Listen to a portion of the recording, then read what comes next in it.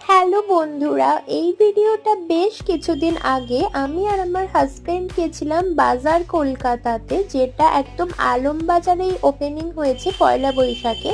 তো সেই আউটলেটটাতেই চলে গেছিলাম।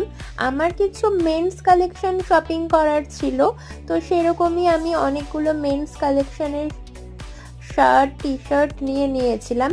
এছাড়া তোমাদের সাথে কিছু মেয়েদের কালেকশনও শেয়ার করলাম।